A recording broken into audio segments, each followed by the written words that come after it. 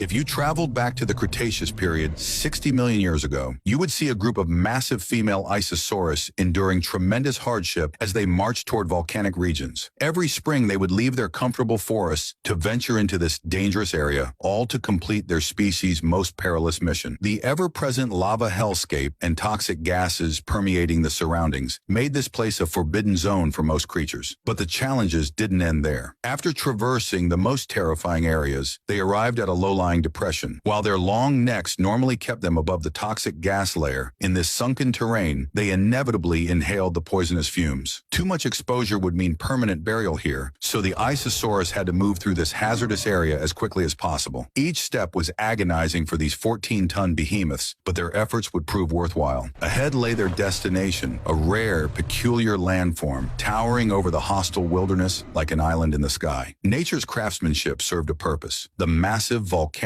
crater provided a safe habitat where predators never ventured, protected by the surrounding treacherous environment and toxic gases. This was their peaceful sanctuary, free from conflict. After brief rest, the Isosaurus would begin their sacred mission. The geothermal heat made this an ideal nesting ground. Each mother would bury her eggs after laying them, with nearly every female digging a 2.5-meter deep pit in the warm sand, perfect for holding over 20 cantaloupe-sized eggs. These eggs were temporarily safe in the volcanic crater, but this was only the beginning of their story. Months later, the ground began shaking as a baby dinosaur struggled to emerge. The newborn had to fight its way out of the earth, but it wasn't alone. Hundreds of similar hatchlings were doing the same. The first priority for these Isosaurus babies was finding food. Their unseen mothers had prepared an unusual but nourishing first meal, the feces left after egg laying. While it might sound strange, these droppings were packed with nutrients and healthy bacteria essential for the hatchlings' digestive systems. Once fed, the babies began their journey to follow their mother's path. The ancestral memories in their bloodlines guided them through obstacles. While the volcanic nursery was excellent for hatching, escaping proved extremely difficult. Numerous natural hot spring mud pits became deadly traps. Any unfortunate hatchling falling in would become fossils waiting to be discovered millions of years later.